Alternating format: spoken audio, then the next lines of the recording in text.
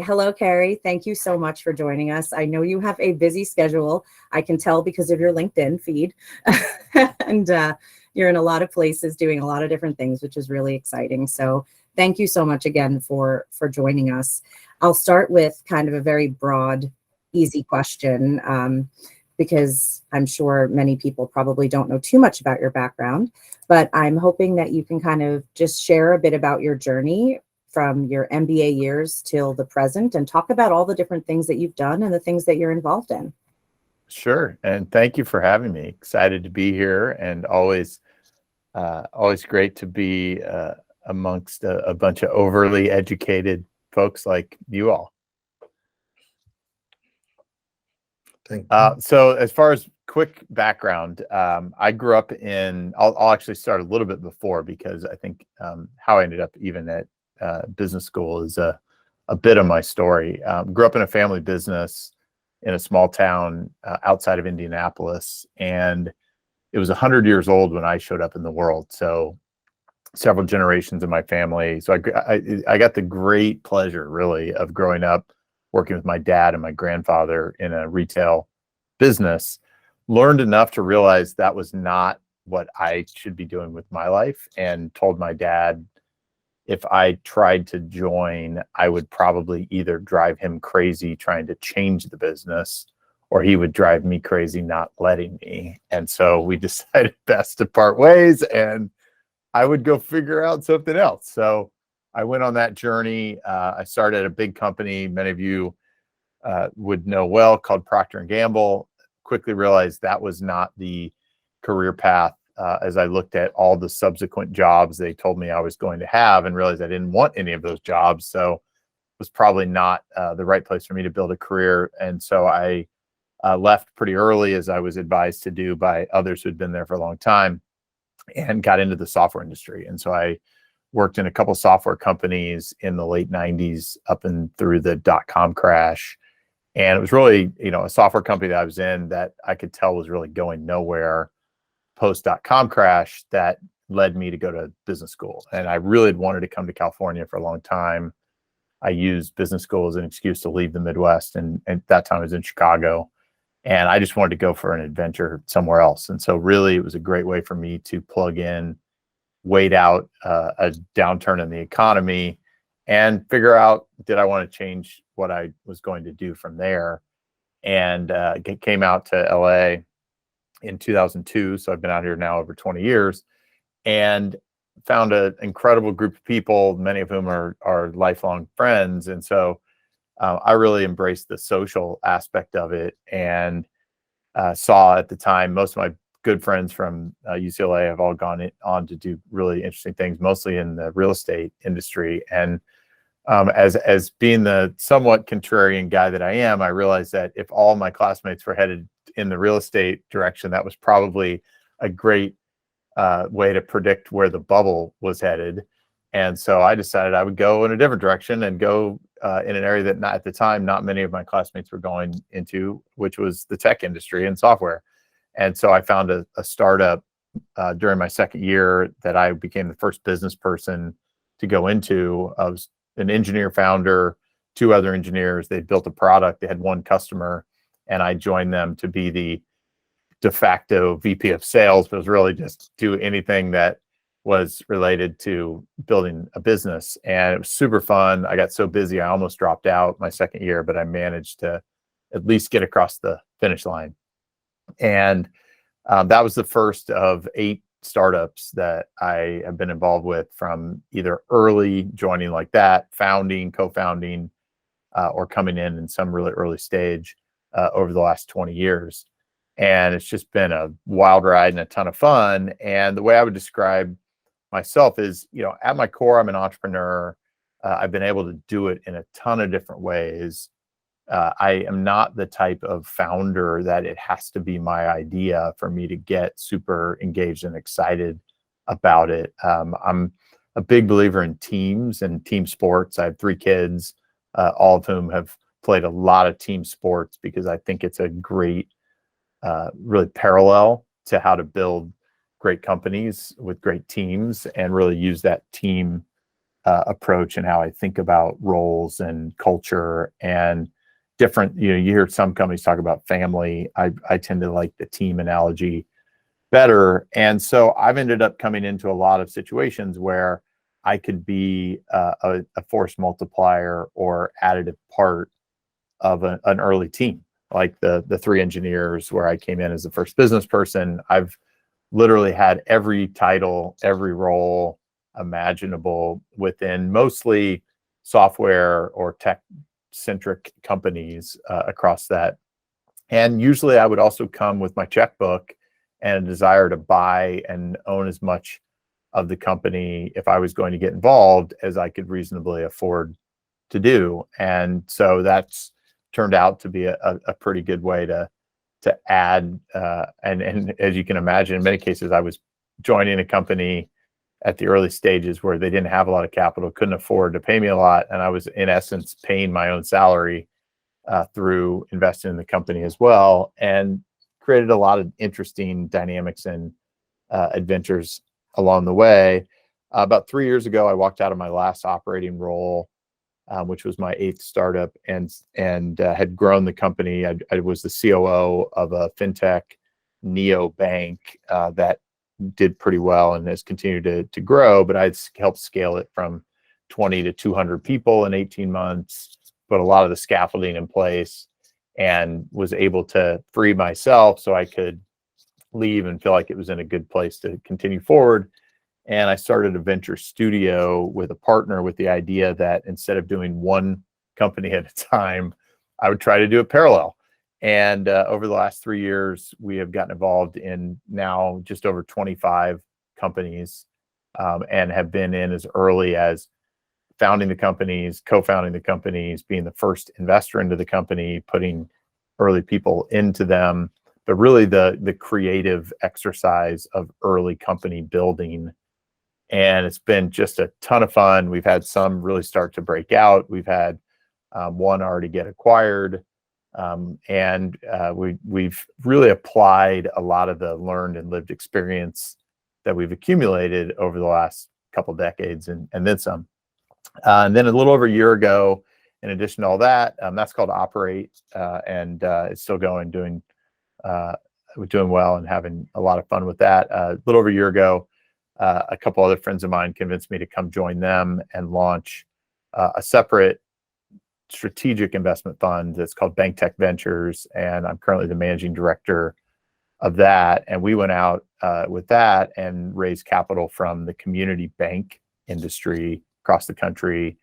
We closed that fund back in August of last year with just over 100 community banks as our investors. And the stated mission of BankTech Ventures is to go out and identify compelling entrepreneurs committed to really helping digitally transform the future of community banking. And so we'll invest in those companies, and usually they want access to the 100+ banks that we have within the fund, who have obviously an interest in meeting and potentially working with those companies as well. And so we have investor limited partners in the fund who have a really high strategic interest to get involved as a customer, distributor, a partner with these companies. And that's turned out to be a really compelling investment story, both to the banks and to the market when companies are trying to do business with the smaller end of the banking or community financial services industry. And so that's been really my adventure since business school. And I am continuing to meet founders virtually every day and just look to get involved in things where I feel like I can be a part of a team that is really trying to do something interesting and dynamic in this evolving marketplace. Go. Oh, Randeep, I didn't know. I know we're both trying to let each other talk, but I will say before I turn it over to you, yeah, Carey, you have, Christiana said it perfectly. You have an impressive background and bio and just diversity of experience. And we probably need about 4 hours to talk about all of it, but we only have an hour. Don't worry. We're not. Yeah, you can definitely say maybe, I can't keep a job. So No. I see the other side. you love to keep busy. My question will be, when do you sleep? But let's not waste any airtime on that right now. If we have time later, you can share how many hours of sleep at night you need, because I always find that fascinating. But I think we could go in a whole number of directions based on your experiences and where you currently are. But I know Randeep had a handful of questions that he wanted to get out there. And then I will put it out here now to everybody. After we get a few of our prepared questions out of the way, please feel free to either, raise your hand, or it's easiest if you start putting your questions in the chat so that I can start going through them when we come to the audience Q&A section. And we can make sure that everybody who wants to ask Carey a question has a chance to. Well, I think you might be muted, Randy. You're on mute, Randy. There you go. Thanks, Marcy, and Carey. Welcome again to the Q&A. So great to have you.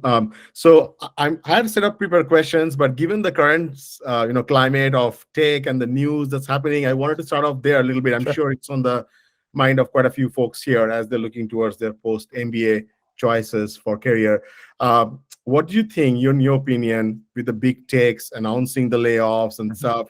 What does that mean for the tech ecosystem, I would say, broadly, in your opinion? And I'm assuming, do you think that kind of helps some of the startups with their hiring? Is probably one of the natural questions comes to mind. And then I'll get into some other questions. Sure. Yeah, I couldn't be happier, I'll be honest. I have probably been one of the biggest critics of the big tech companies in the last decade, as I think they have really stifled innovation in our economy, because they have overstaffed, overpaid, and really sucked up to their own. I mean, it's monopolistic behavior, let's be honest.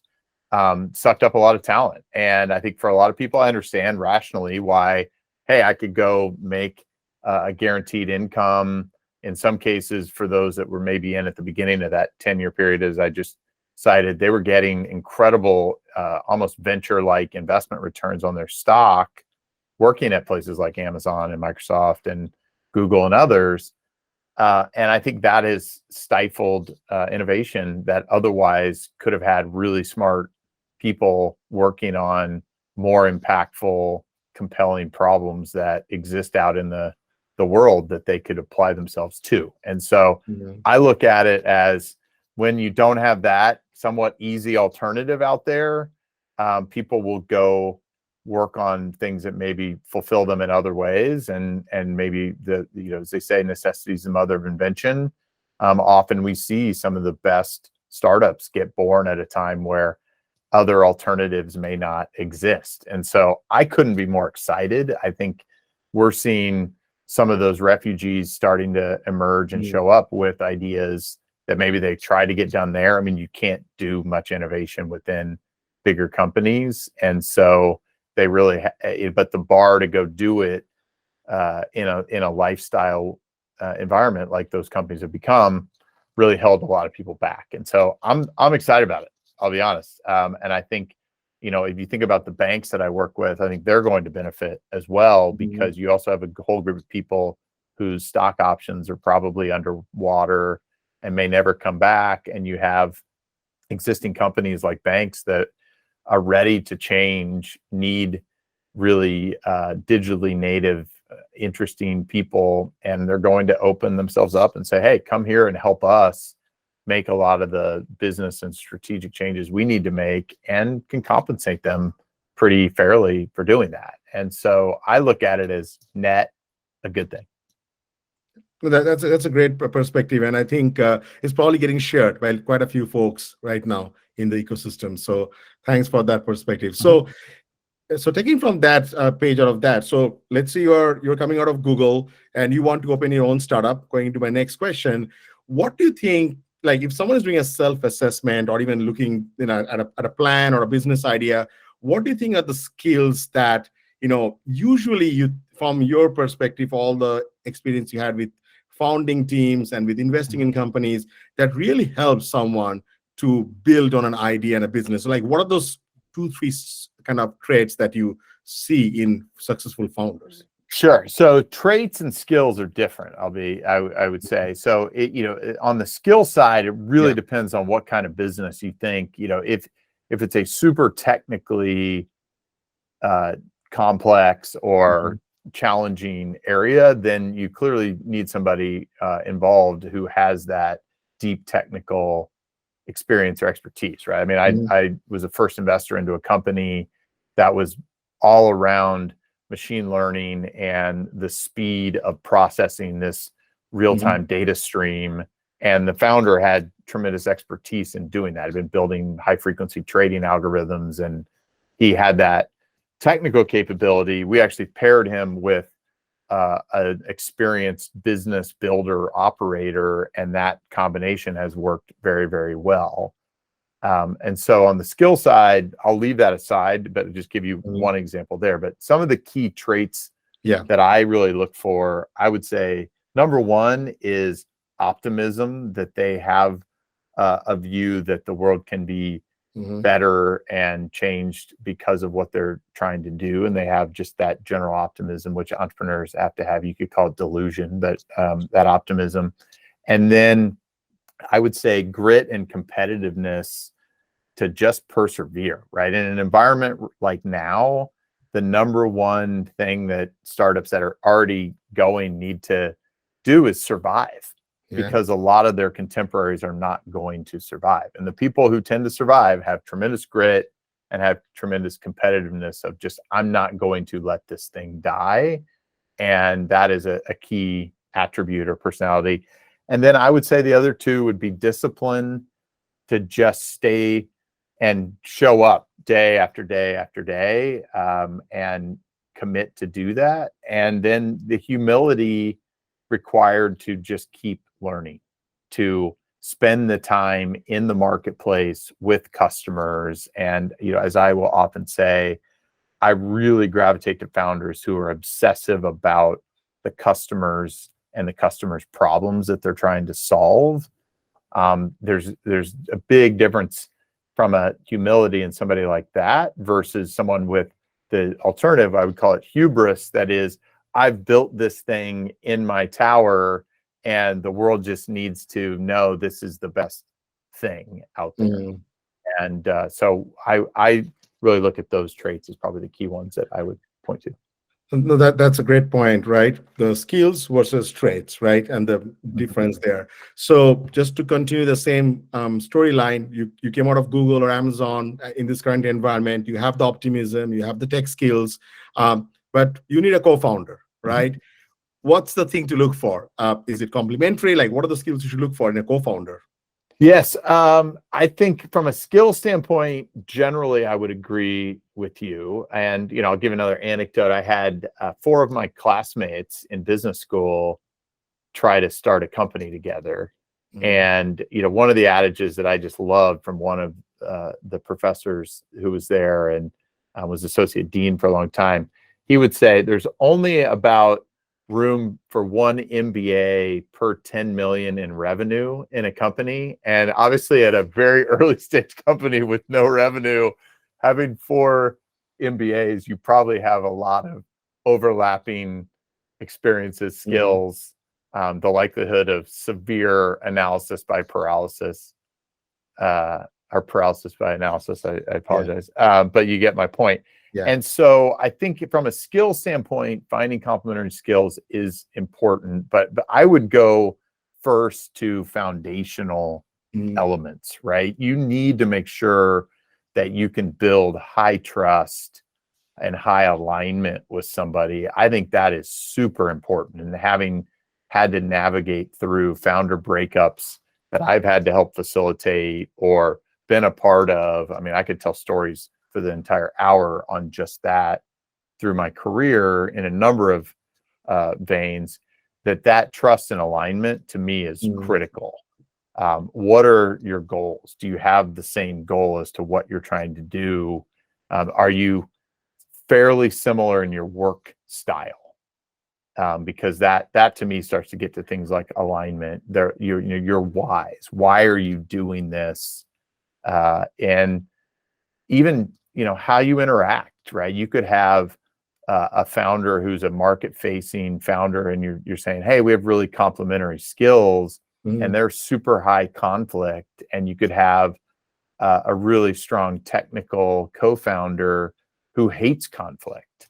And that could be a terrible partnership in work style and how they communicate with each other. And so I'm a big believer, you've got to start at that foundational level and make sure that that exists. That's sometimes why people who have already worked together in some respect have some of that already built in. But people who sort of have to date a little bit first to determine, I think you really need to go through some of that to determine if there really is.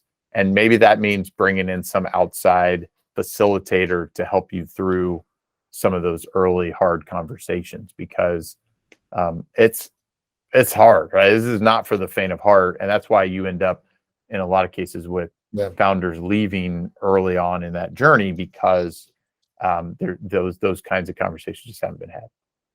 Yeah, so I think this is really, very candid feedback, right? I mean, this is the truth, the reality of finding the right founder. So, again, I promised to everyone on the call, I will stop with my prepared questions soon, but I just have a couple of more questions on that area, and then about the VC ecosystem. Sure. And maybe, Marcy, we can probably take a little bit of a break after the startup if someone has any questions about startups in general. But so you have the tech skills, right? Whether you came out of MBA school, Carey, and the person has the optimism, the traits you talked about, even found founder with the complementary skills, and as you said, the foundational alignment.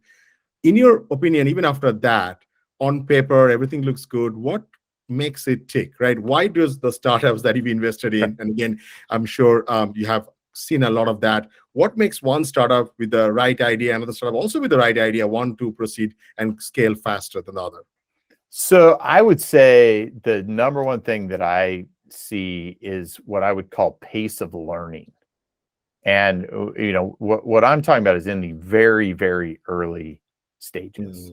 The startups that I see learning at an extremely rapid rate almost embed into the fabric a pace of learning that becomes a pace of decision making, which becomes a pace of output, and it just can continue. And that typically then leads to a growth engine that outpaces a lot of other companies, might be their competitors or might just be other startups that you're broadly seeing. And so I feel like that's where it starts at that very early stage. The startup that has multiple customer conversations is learning, making decisions, and synthesizing from that, and it just starts to build from there. So more like test and learn and experimenting and kind of going back to the. That's right.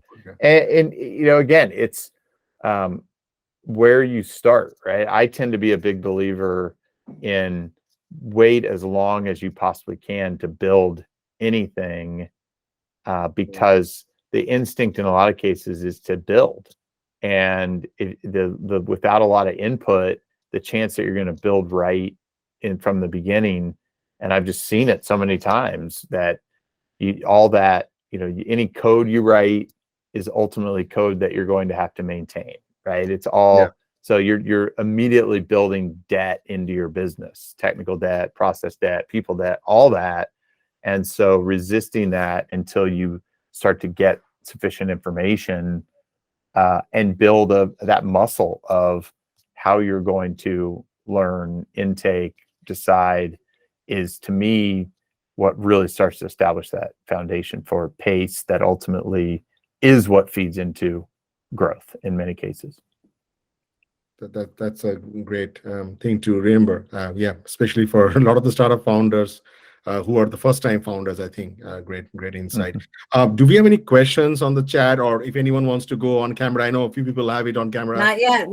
Everybody always starts off a little shy, so we'll let them get a little bit more warmed up here. But yeah, you guys can feel free to put your questions in the chat, raise your hand, however you'd like to do this. Ray raised his hand. There we go. Ray, please feel free to come off mute and ask your question. I wish I had prizes because I would give you for being the first person to ask a question. Awesome. Good afternoon, everyone. My name is Ray Torres. This is Chris Hassel. We're working on building out a wellness within the venture space. And I resonated with your comments, Carey, just before when you said that wait as long as you can to build, because there is an organic, natural urge to jump in and be like, let's do the website, let's do the app, let's do the social media platform. But I guess because depending on your business, you want, I think it's a dance, right? Because if you're testing certain things, then they're like, what's your website? And you don't have one, like, maybe from a customer standpoint, that could deplete your credibility to some level, right? So what's the balance? Like when you're in the earlier stages, I think testing is important, particularly because a lot of startups, I'm sure fail because they make assumptions about their customer, right, or the end client, without taking in the consideration of the feedback from the client or the end customer first, and then building. Sure. Yeah, I think that's the trick, is that figuring out that balance. Sure. Right. I mean, if you literally have somebody saying, I will not buy from you until you have a website, then you probably need to put up a website. But I wouldn't. But it's a lot easier to put up I mean, some of this is about doing the hard work. Yeah. Sure. It's a lot easier to build a website in your office than it is to be out there having people questioning whether what you're doing makes any sense, or telling you how to solve their problem in a better way, even though that is what you need to be doing. And so some of that is just holding yourself accountable to what really is going to matter at the end of the day. And I'll just give you for example, I actually co-founded a company last year. I don't think I mentioned, this is actually my 9th startup. I'm not too involved day to day. I'm doing a lot. I'm executive chairman of it. And we've been live for almost 6 months. And I think literally earlier today was the first time that we've posted anything socially about it. And it's not even well known yet that I'm involved. And we've raised several $1 million in funding. We've closed a seed round that's even bigger than that. We have customers, we have revenue, and it's live. And it was focus on the things that actually matter, which was understanding the customer, the problem, and how we could best solve it, and go out there and do that. And so it's I'm sort of trying to eat my own dog food on what I say, but that at least should give you an example that we've really tried to focus on what we think the things are that matter to build long-term value into the business. Awesome. Thank you. Sounds like it was a hell of a deck to get that much funding that early on. Yeah, it probably helps a little bit that not my first rodeo, but for sure. Yeah, it's a pretty good value prop in the market. Thank you. Great. Well, thank you so much. And now people are starting to move up a little bit. So I'm going to do the next 2 questions in the chat. And then next after that, we'll get to you, Amir. But first, Edmund, I know you were interested in knowing, do you think MBA grads should get startup experience before going to a VC firm? 100%. So feel free to come off camera if you'd like, or not, whatever you're comfortable with. Yeah, my feedback would be 100%. Yes. Okay. Nice and direct. There we go. Okay. Oh, let me keep up with these questions then. So next we have Christiana. Instead of me reading it, Christiana, if you're comfortable, would you like to kind of come on camera and share your question directly? Hi. There you go. Hi, everyone. Thanks for asking me to do that. So basically, I am potentially looking to set something up, but I'm so attached to my idea, and some of the negative some of the adjustments that I've been advised to integrate have been so difficult to accept without feeling like I'm internalizing some of that feedback. So how can you be as detached from the negative, if I can call it that, even if it's feedback to help improve the product, and still be of a growth mindset about developing something? So in sort of not taking it too personally, but also still being able to take ownership of the product and feel like you are passionate about it, but then you don't want to be too affected by things that are said that don't, I don't know if the question makes sense. I think I kind of get it. I mean, it's a little bit abstract. Look, I mean, if you're not ready to face the reality of people telling you that your idea is terrible or your product's no good, or it needs to change in this direction, it may be more of an existential question of, should you do this? Should you be an entrepreneur? Because that comes with it. I mean, I'll tell you, like, the company Any tips on how to do that better? I think it's about belief. Like, do you believe that you really have a great new solution to, or recognition of a problem that not everybody sees? I mean, people are going to make snap judgments. I would tend to ask for more deeper context and perspective from people if they're really critical. It's that whole idea of asking why, and peeling back, because you may find this is just their knee-jerk reaction, and that may be useful. It may not be. I mean, I'm in a building in a space right now that is totally out of favor with the conventional market, and I love it because everybody is negative on what we're doing, and I just laugh and I go, I totally see things they don't see, apparently, because they're not willing to go that inch or two deeper. And so the way I would think about it, Christiana, is if you have gone deeper into the pool and figured out, you've peeled the layers back that most people aren't willing to do, and you've identified something that others don't see, or they don't see on the surface, or they're not willing to dig into, and that gives you the fuel to keep going, then keep going. And that's a little bit of self-introspection. If you're just being stubborn and it's more about, I need to be right, and the market is telling you over and over, this isn't what we want, this isn't what we want, this isn't what we want, that's a different story. Then you may need somebody to help you navigate through. If I have to pivot it to this, do I still have the same passion?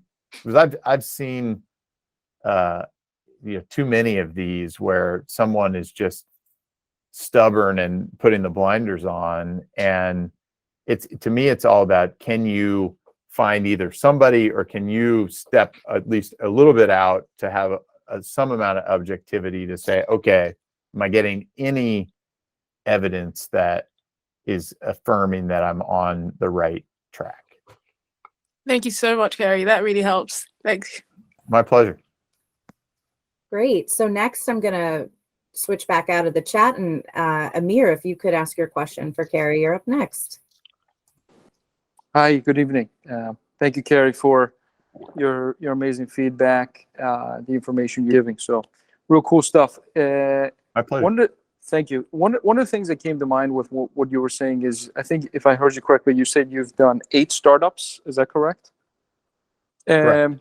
I've done a couple, but the thing that comes to mind is, I think a lot of people would attest to this as well. When you do it, it's kind of like your baby, if you will, and you don't want to let go of it. You want to continue building it. And it seems like you built this mindset / resistance. When you get to a certain point, you're able to almost let it go, and you move on to the next hot thing. So can you share about that mindset that you've built, where you take it from the ground up, you build it to a certain level, and then you're able to just let go and then move on to the next hot thing, versus the contrarian view? What most people do is, it's almost like when they asked Zuckerberg to sell Facebook, he said, no, I don't think I'm going to have another better idea than this. And he never let go of it, and he continued building on it. So, and I just found that really intriguing. So if you could just share that mindset / resistance that you built, and how we can kind of feed off of it. Sure. And I think it depends on your personality. I mean, I think so much of it is, what I always say is, I wish for people to become as, self actualized and self-aware as they can be, and then design the life that allows you to be the best version of yourself.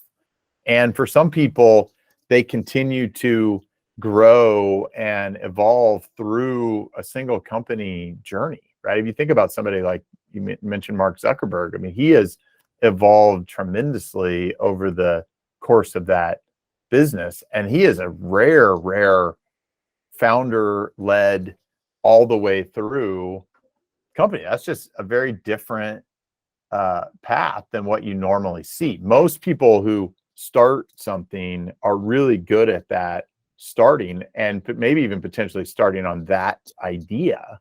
And that may mean that they're good at starting another one. It may not mean that. It may mean that they're so passionate about the customer base, the market, that company, that is where they need to spend their time, and they're willing to commit to the growth they need to go through on that journey. I mean, I think about it, and I've had this conversation with many founders where I say, look, if we're in the market at this later stage of the business to hire a CEO, are you even a candidate for this company? And should, or it's not a guaranteed thing. Now, it could be if it's your business and you control it and you own it, but it's a different story if you bring in a bunch of outside money from other people. That adds a different lens and responsibility, in my opinion. I'm always a big believer that we're all more than our company or our startup. And so I think sometimes that's very difficult for founders to detach from. Again, I think it's a personality thing. When I'm in something, I absolutely am all in. I probably just have a little bit better ability to sort of look at the complicated nature of who I am and where I exist in the world. And so I'm happy to have co-founder or a role within an organization. But what I've become really good at is finding those people who can come be better than me for that next season and convince them to come in and really free me to then determine, okay, is the next season for me here working on something that maybe I'm the only one uniquely qualified to go work on, or is the next season for me best to go do something else? And so I just tend to go through it in a more evaluative process. And ultimately, it's not about what's best for me. It's about what's best for the team or the organization that I'm a part of. And it doesn't always mean there's universal agreement, but my attitude is, I can't expect others to think differently or think that way if I don't lead that way. Great. Thank you, Carey. Next up, and again, I know we have a few questions. So we've got Tom next, and then I'll hop back over to the raised hand. So Tom, if you want to come on camera or come off mute and ask your question. Yeah, thank you for hosting this. It's definitely a great learning experience. So I'm in business school, and I've made it pretty clear. My classmates know that I'm interested in VC and startups. So people come to me with their ideas, and I've come across a few really good ones, some not so great. But I'm interested in how to take those first steps in finding the initial customers to have those investigating conversations with. One of them's like a supplement idea. So do I just go to the gym on campus and just talk to random people, or purchase data that people that already purchase supplements in the way that this idea is for? I would say the answer is probably yes. To yes, all of it. And Yeah. I mean, how you get customer input, market data learnings is part of in my opinion, it's part of the fun. And I think the more you either convince yourself or really understand that has to be part of what you actually enjoy in the puzzle making of a startup, or it needs to be something that somebody enjoys that's on the team.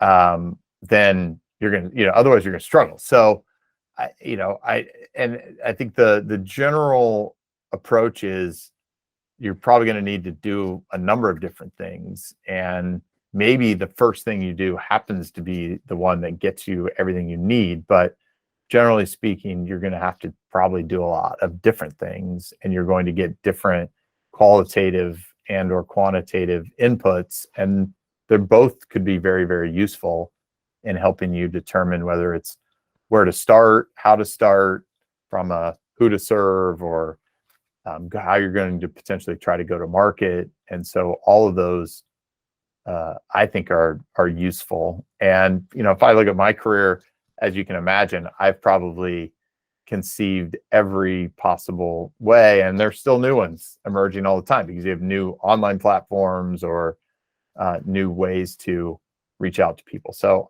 it seems like your initial instincts are good, and at worst you waste a little bit of time and you learn that that wasn't a good use of it, and so you think a little bit differently next time. Okay, thank you. Sure. Great. Thank you so much. And so next up we have Ruben. Hey, Casey, and thank you to the Sociate team for your time. I'm currently going to business school, and a few of my classmates are interested in starting a VC fund. I guess one of the biggest things like that we're trying to figure out now is, I guess from hearing you speak about some of the startups earlier and how, I guess you guys all had a similar perspective. Do you think that could be detrimental in starting a fund? And then I guess also as well, when you're thinking about trying to raise funds as well, like what do you think some best practices are in going about that? So timing is a big one. Right now has become a much different time for raising a fund than it was a couple of years ago. And so I think you've seen a lot of people pull back out. And again, it depends on what your perspective and point of view is. So your first question about if you have similar views, part of that could be helpful. Maybe you've identified a market opportunity of a class of founders who are underserved, and you have a unique ability to access them and a perspective on them. That, if you had alignment there, that could be useful. How you evaluate whether things are worth investing in, I would argue you probably want a little bit of diversity there, else you're going to probably end up with a groupthink situation. So you could do that just intentionally. Hey, we're going to play different roles, or you could actually try to design for that. But that gets to that partnership. It's in many respects not that dissimilar from any startup when you're trying to start something new, whether it's a startup company or a startup fund. And some of the things I was talking about earlier, I would have pretty similar perspectives on. As far as fundraising, it really depends. I would say if they're people that know you and trust you, it's not that dissimilar from sort of the friends and family type of investors that you would often see into a startup. If you have a track record of investing, you've made a lot of investments, you've made a lot of money for people, that's a totally different situation. You may be able to go directly into the professional LP market, the foundations and endowments and family offices and others who have a bit more of a structured approach to how they make emerging manager decisions. But for the most part, those groups don't tend to get involved with people until you're on probably your third fund. And so I'm really deeply understanding, what do you have from a story? You're selling a story, an investment thesis, and a plan, and who's going to understand and actually buy off on that. Got it. Thank you. Sure. Okay, these are excellent questions, by the way, and I love the variety of them. So you can try and keep them coming. We probably have time for a few more. We have one more raised hand. Alexander, you're up.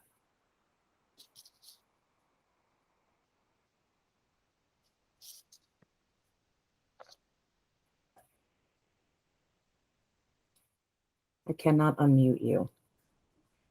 Yeah, sorry about There that. we go. No worries. Hi guys, thanks for setting this all up. So a little bit of a different spin here. I started a company about a year and a half ago, a consumer product called Lido, which is a little bit different than obviously the startups that you've founded. I think how I want to relate this question to you is that we've shown pretty good growth over the last year and a half. We've sold out of, the production runs that we've done. However, supply chain for a small business is always obviously something that's very difficult to navigate. And we've, kind of had a hiccup in that supply chain, which has led to some reevaluating.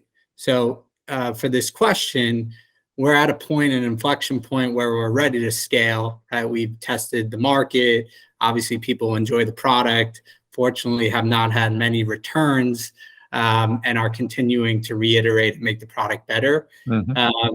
But I want to understand, what does that look like from a VC perspective? If you have like pretty good growth out the gate, you're selling through your product, and then you kind of have this gap, right? This gap that doesn't show much because you're kind of working through your issues. And I've fortunately had people want to invest, but I don't feel comfortable investing, taking people's money without my supply chain kind of in order. So what would you, as a VC, if you're saying pretty good growth, you see, you obviously value what I'm doing, and you see the growth in the actual product and the sector, how do you kind of evaluate kind of a growth, not a hiccup or kind of like a gap in kind of growth? Sure. It's probably not that shocking, given most of what I've said. I would want to have exactly the conversation that you just initiated. Yep. Right. I mean, that is what makes you potentially interesting to invest in, is that you're aware of both the business risk and the responsibility if you're going to take other people's money. And I think that's what most investors want to see, that you don't view it as a right, you view it as a really a partnership and obligation to do the best you can for all involved.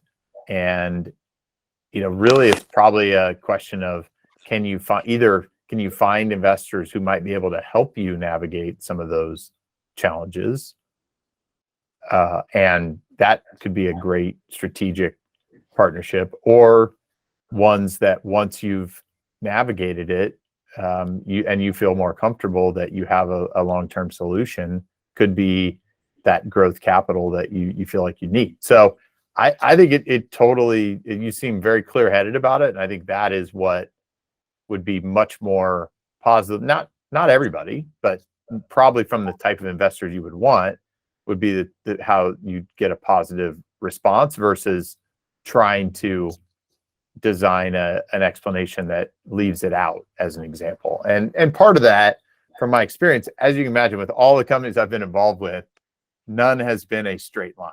Let's be honest. No, right? listen, I had a company, a month after I joined, we had one customer that was 90% of our revenue decide to buy our biggest competitor.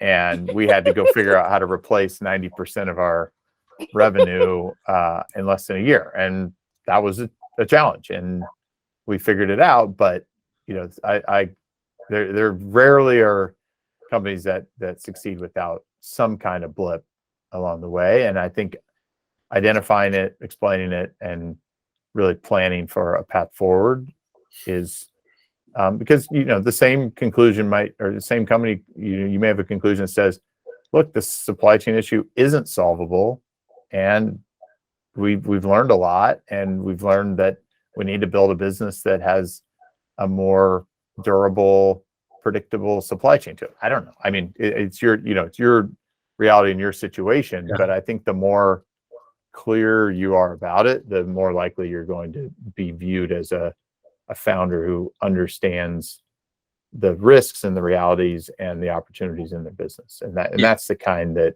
at least from my perspective, I want to get into business with. Yeah, I appreciate that. Unfortunately, I'm pretty pregnant with the supply chain. My brand is relying on it. And I'd be remiss as CEO and salesperson that I am. If anyone needed a brand new beach chair, that's what I've done. I've created like the away luggage of Tommy Bahama beach chairs. There you go. lido.co. So if anyone That's needs cool. one, All right. that's it. I You would gotta love, join I would Sociate, love Alexander, some and post replacements about for it. my Costco Tommy Bahama beach chairs. Well, that's what I'm trying to replace. No more, Yeah. no more Tommy Bahamas. They suck. Yeah. So there you go. That's awesome. So I was just saying, you can join Sociate, and you are welcome to post about it and share it with our thousands of members. So we love our entrepreneurs doing their self-promotion. Yeah, I, you gotta plug it. You gotta plug it where you can, right? So Yes, Yeah. yes.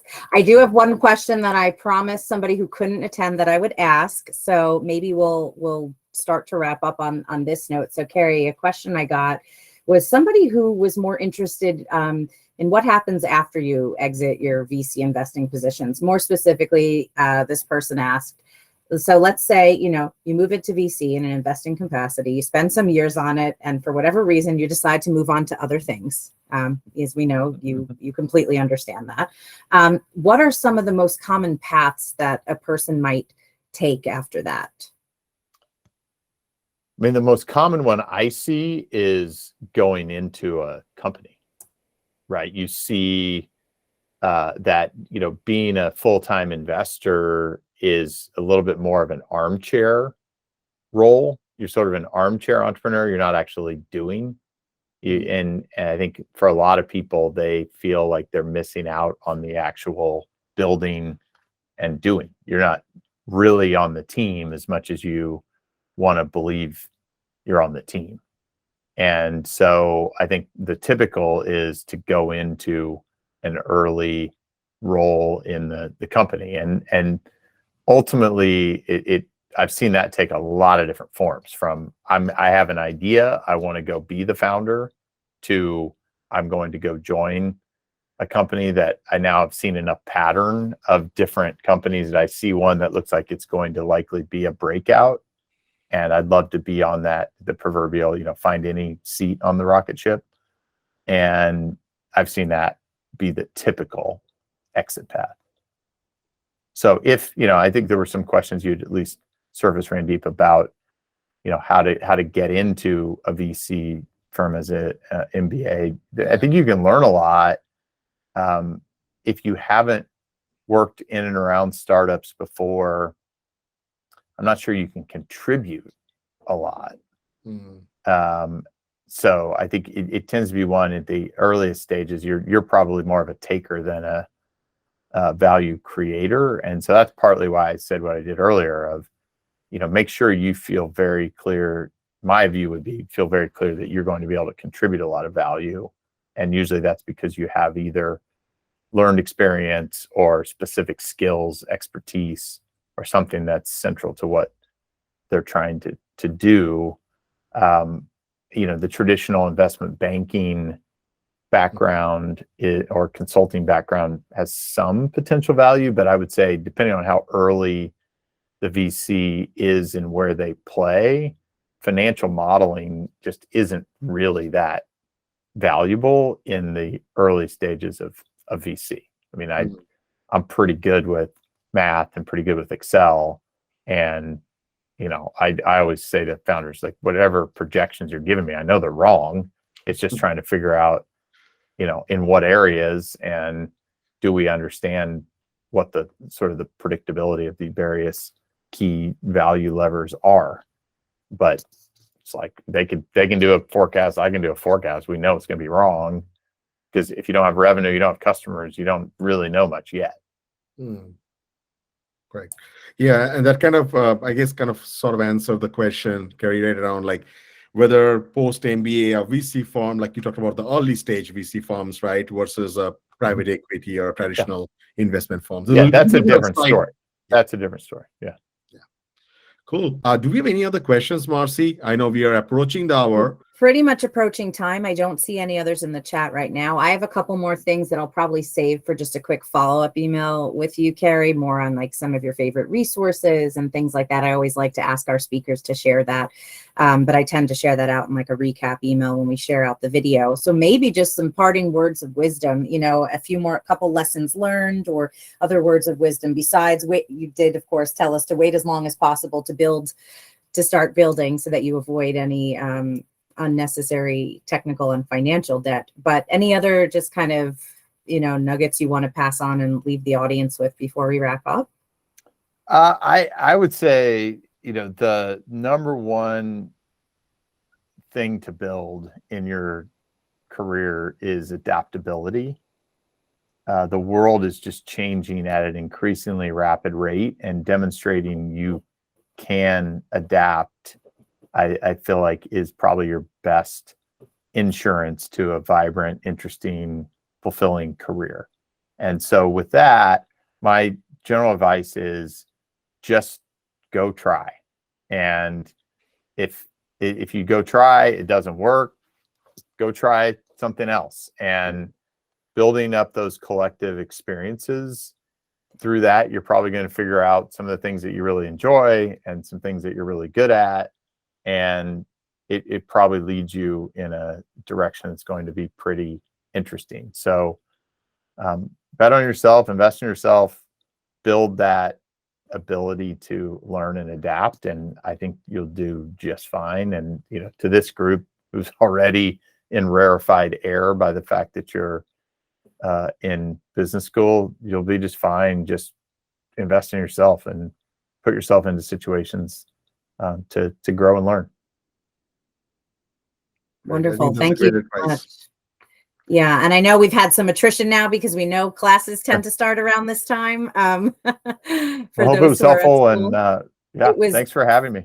Yeah, it was really fantastic. I've gotten seeing some great feedback in here, and I know everybody really appreciated your insights and your wisdom. And again, I wish we could have gone even for another hour, but I want to be respectful of your time.